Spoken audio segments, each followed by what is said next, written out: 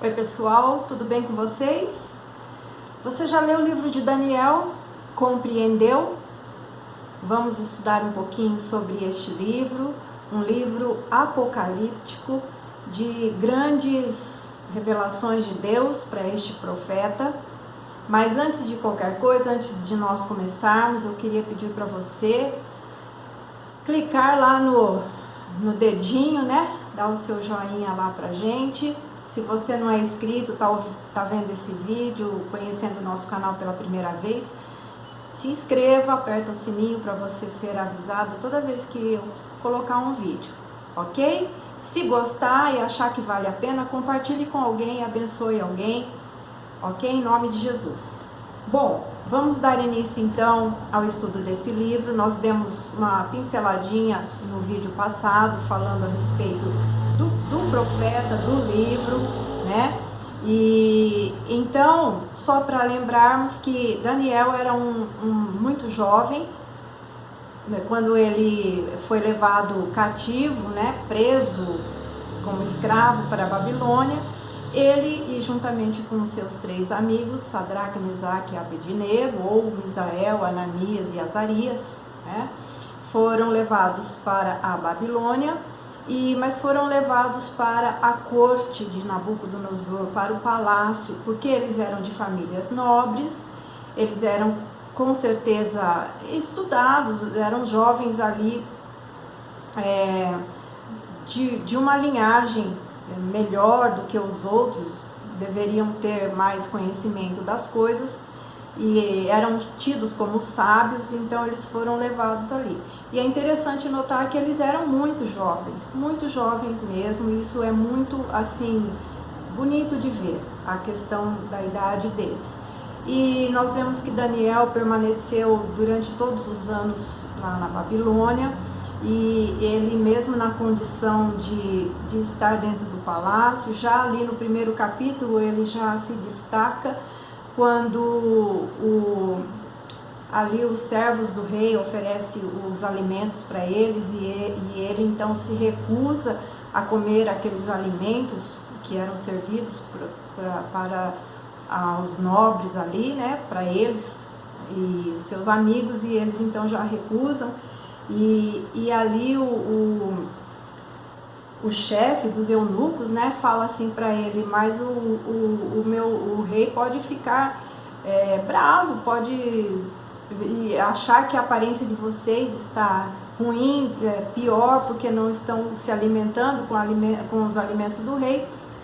Então ele pede ali uns dias, né, para que eles sejam testados. Então eles já ali começam a se separar e mostrar que eles são diferentes, né, dentro dali do palácio. E então eles comem legumes e bebem água somente. E depois do tempo que eles pediram para provar, né, essa alimentação diferenciada dos outros que estavam ali, então eles surgem como uma aparência melhor, mais corados, mais saudáveis, e isso já faz uma diferença na sua postura, né?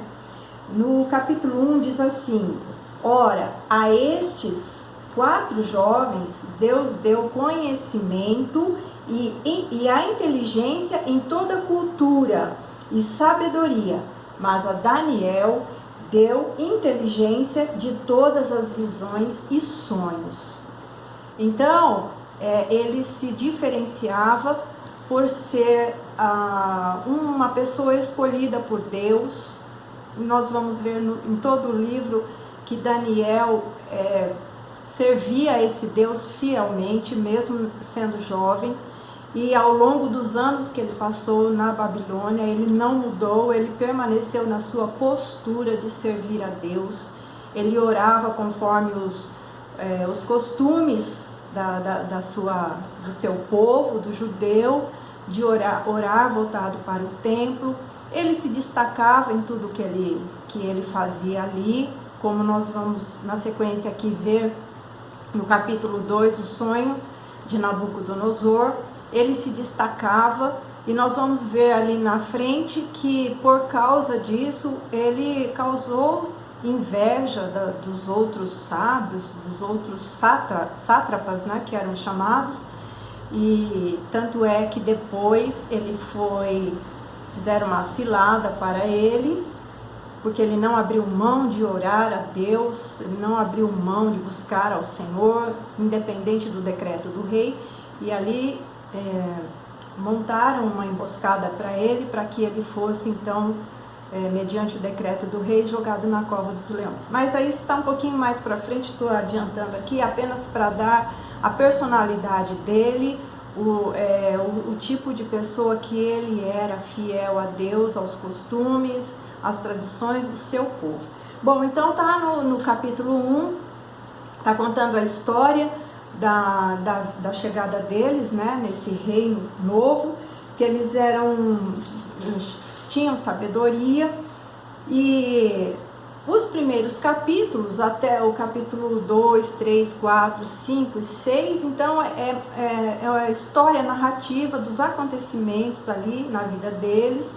Porém, no capítulo 2, nós vamos ver que o rei, ele tem um sonho terrível, tenebroso, e ele fica muito perturbado por causa deste sonho, e ele não consegue decifrar e saber e entender por que ele teve esse sonho, o que tinha a ver esse sonho. Então, mesmo os primeiros capítulos sendo narrações da vida,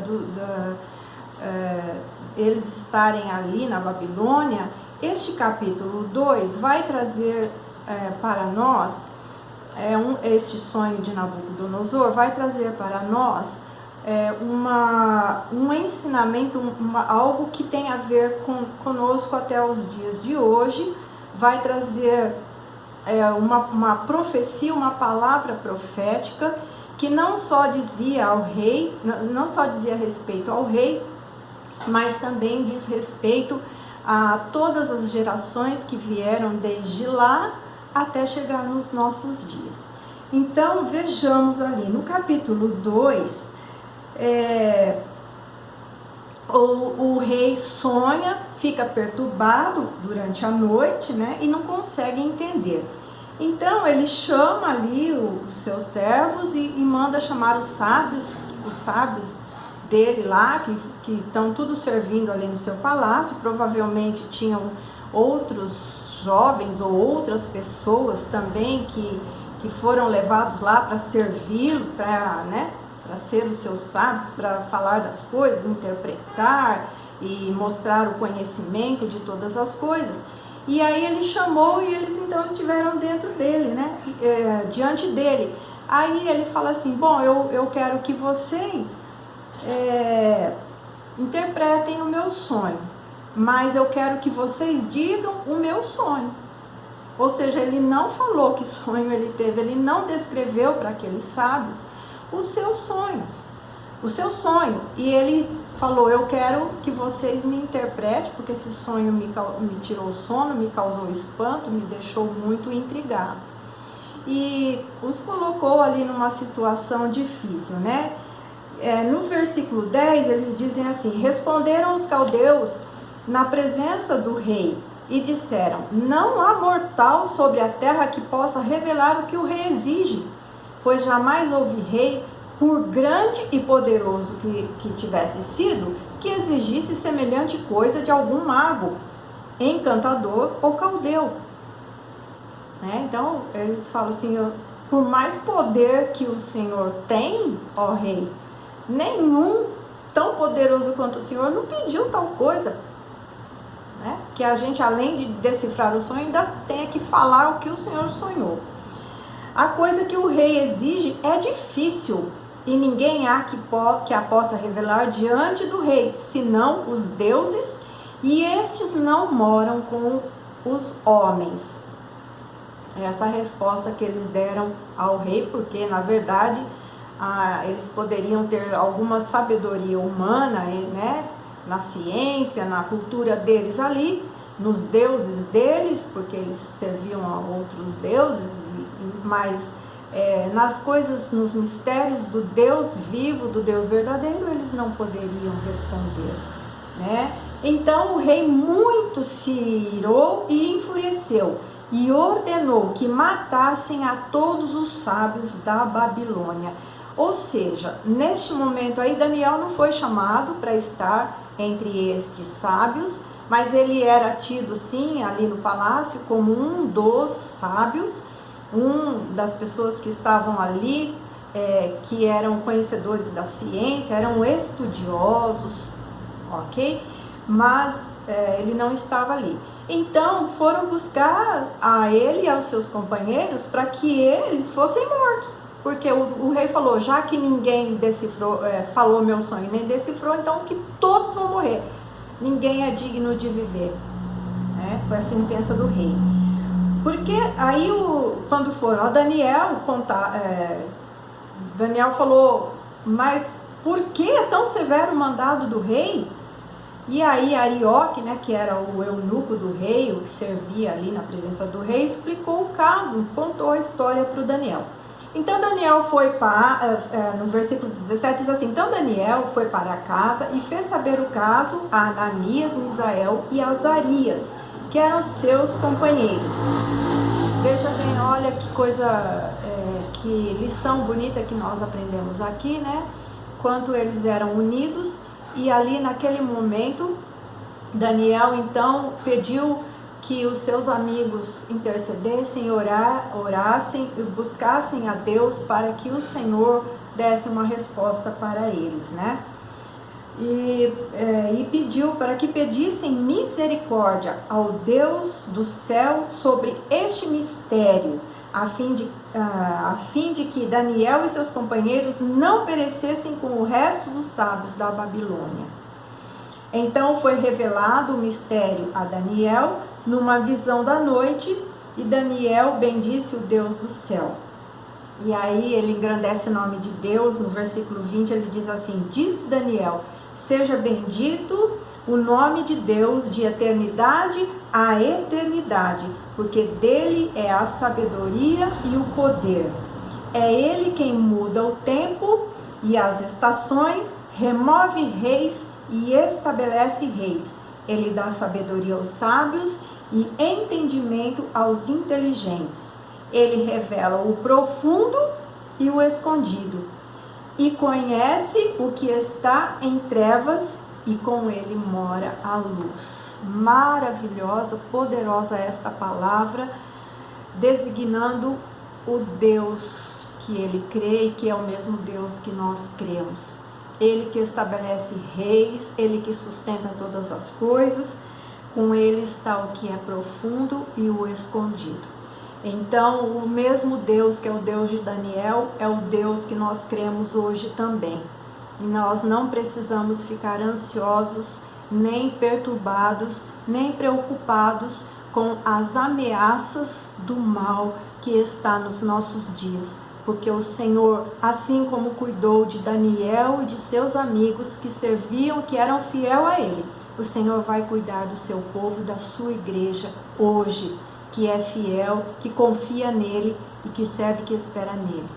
Amém? Então, aí, o que aconteceu? É claro, Deus respondeu, né? Deus deu a resposta para o Daniel, ele sonhou, porque nós vimos ali no versículo, no capítulo 1, no 17, que para ele, Deus tinha dado inteligência de todas as visões e sonhos. Então, Deus já tinha dado para Daniel este dom de visões e de sonhos. E nós vamos ver que no livro dele, o Senhor revela muitas coisas poderosas para ele, através de visões e de sonhos. Mas vamos ainda ficar aqui no capítulo 2. Então, ele chamou lá o Arioque, né, o eunuco do rei, e disse: não mates os sábios da Babilônia, mas introduza-me na presença do rei e revelarei ao rei a interpretação. E aí o rei, então, ele foi e o rei disse a Daniel: podes tu fazer-me saber o que vi no sonho e a sua interpretação? E respondeu Daniel na presença do rei e disse: o mistério que o rei exige, nem encantadores, nem magos, nem astrólogos o podem revelar ao rei. E aí ele engrandece o nome do Deus verdadeiro. Mas há um Deus no céu, o qual revela os mistérios, pois fez saber ao rei Nabucodonosor o que há de ser nos últimos dias. O teu sonho e as visões da tua cabeça, quando estavas no teu leito, são estas. E ali então Daniel vai descrever exatamente para o rei o que ele próprio sonhou. E não só vai descrever, como vai dar a interpretação deste sonho. No versículo 31 do capítulo 2, ele diz: Tu, ó rei, estavas vendo, e eis aqui uma grande estátua, esta que era imensa e extraordinária, de extraordinário esplendor. Estava em pé diante de ti, e a sua aparência era terrível. A cabeça era de fino ouro, o peito e os braços de prata, o ventre e os quadris de bronze, as pernas de ferro, os pés em parte de ferro e em parte de barro. E ali, então, essa é a descrição do sonho do que o rei viu. O rei sonhou com uma terrível, tenebrosa estátua gigantesca, que tinha cada parte dela com um metal, começando da cabeça de ouro, o tronco e os braços de prata, o abdômen e o quadril de bronze, as pernas de ferro e os pés de ferro misturado com o barro.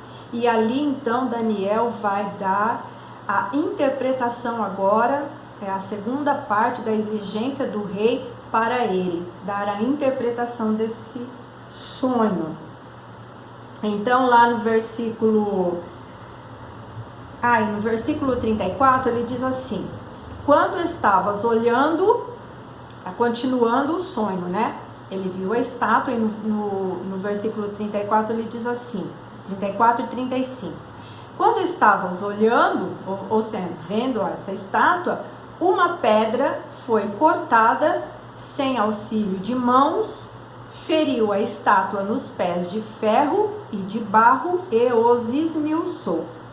Então foi esmiuçado juntamente o ferro, o barro, o bronze, a prata e o ouro, os quais se fizeram como palha das eiras no estio, e o vento os levou, e deles não se viram mais vestígios.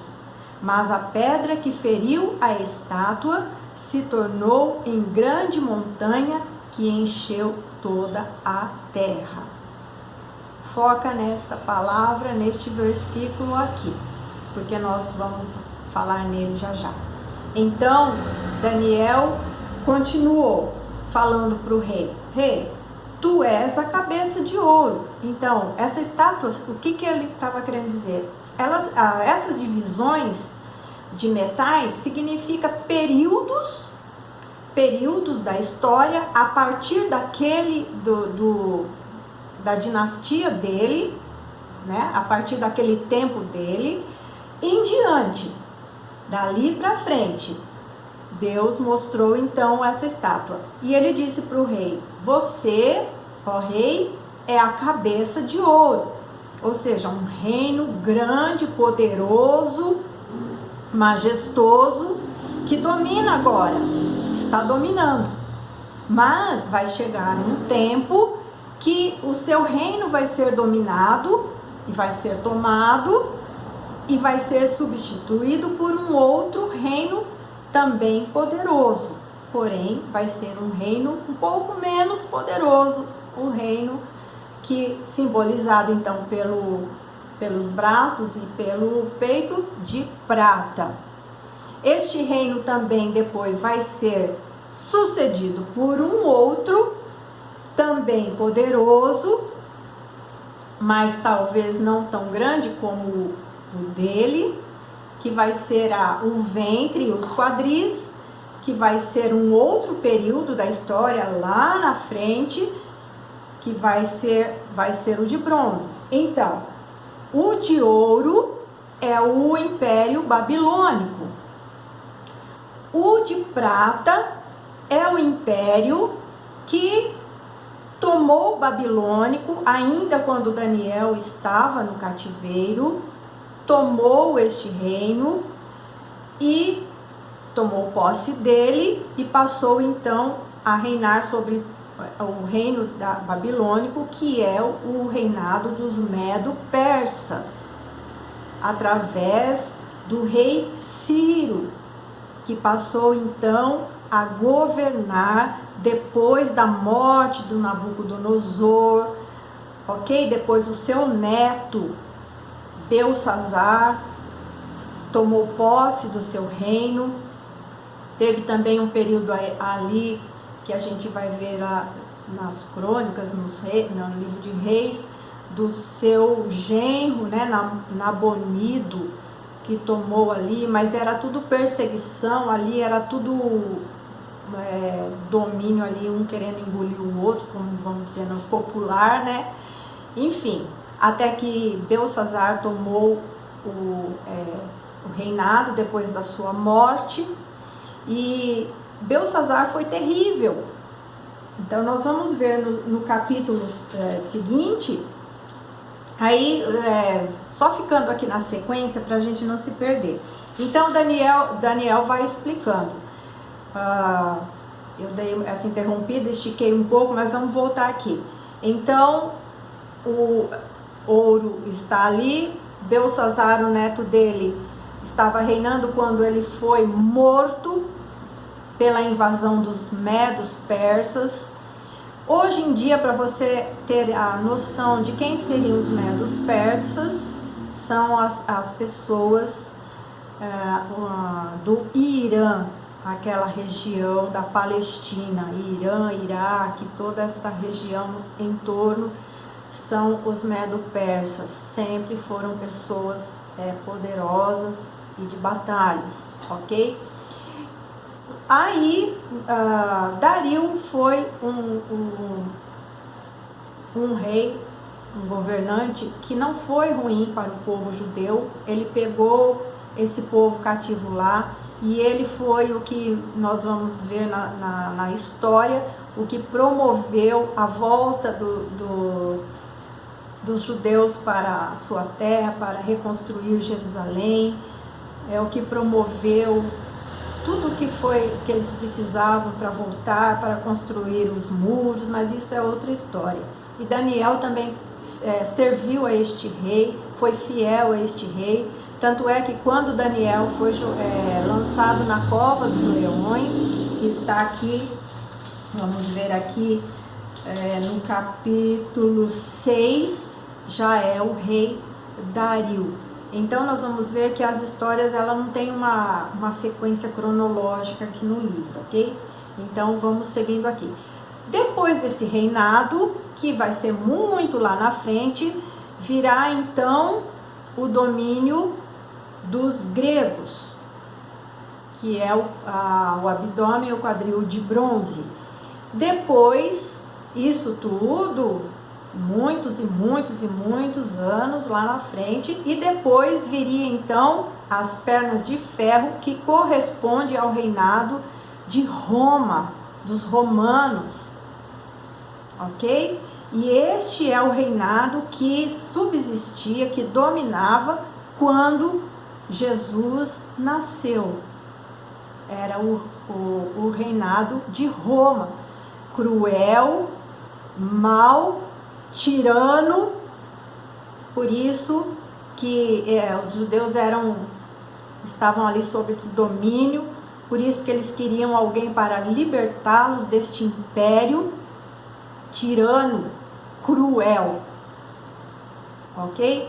Então Jesus nasceu neste império das pernas.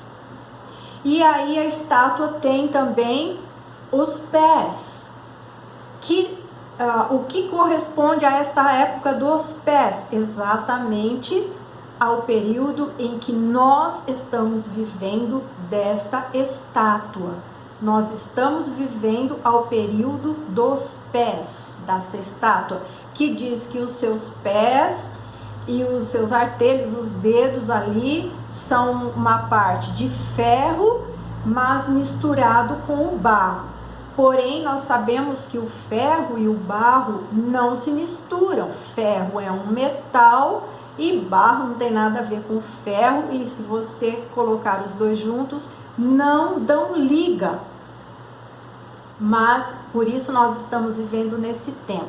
Se você pensar no Império Romano hoje, você vai ver que ele é um império que ainda existe, e vocês conhecem a sua liderança, o seu domínio mundial. Você conhece que eles têm sim influência nos governantes, nos poderosos, e você vê sim que ali este império está misturado com outros interesses, sejam políticos, sejam espirituais, sejam sociais. Este império hoje tem se levantado como um império dominante, porém, lógico, não com a força como era nos tempos de Jesus, de tirania e de ferro ali, mas está misturado, mas ainda é um império dominante. Então, veja bem. Agora eu quero ir para o versículo 44, na sequência da visão da estátua, que diz assim, não, vamos ver lá, voltar no versículo 35, que diz assim, olha, quando estava olhando, no 34, 35, estava olhando, uma pedra foi cortada, sem auxílio de mãos, feriu a estátua nos pés de ferro e de barro e os esmiuçou. Então foi esmiuçado juntamente o ferro, o barro, o bronze, a prata e o ouro, os quais se fizeram como palha das eiras no estio, e o vento os levou, e deles não se viram mais vestígios. Mas a pedra que feriu a estátua se tornou em grande montanha que encheu toda a terra. Aqui então está um mistério aqui nessa palavra para Daniel, que hoje para nós já foi revelada, porque esta pedra que foi arremessada nesta estátua, sem auxílio de mãos, ela é exatamente Jesus Cristo, que veio ao mundo no seu governo, no seu reino, trazendo o seu reino, que é um reino eterno, poderoso, maior, glorioso. E esta pedra é o Senhor, porque a própria palavra diz que Ele é a pedra angular, Ele é a pedra de esquina. É como Ele disse para Pedro, Pedro, tu és pedra, mas sobre esta pedra, sobre eu, Jesus, a pedra, edificarei a minha igreja, e as portas do inferno não prevalecerão contra ela. Então Daniel teve esta visão antecipada. Na época ele não poderia imaginar que se tratava de Jesus, do Messias, que se tratava de uma pessoa. Ele não pôde compreender, como eu já falei em outros vídeos, que a revelação das Escrituras, ela é progressiva.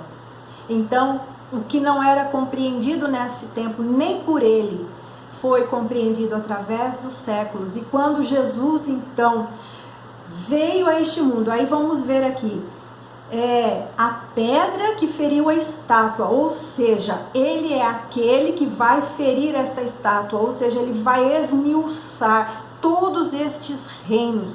Quando ele vier na sua vinda, na segunda vinda, ele esmiuçará, ele derrubará, destruirá todos esses reinos. Esses reinos se tornarão como palha no estio, o vento vai levar, não vai restar poder, não vai restar mais nada destes reinos, porque o poder dele é maior do que todos esses reinos. A estátua vai ser cortada e destruída. Então ele diz, mas a pedra que feriu a estátua se tornou em grande montanha que encheu toda a terra. O que é então esta montanha que encheu toda a terra?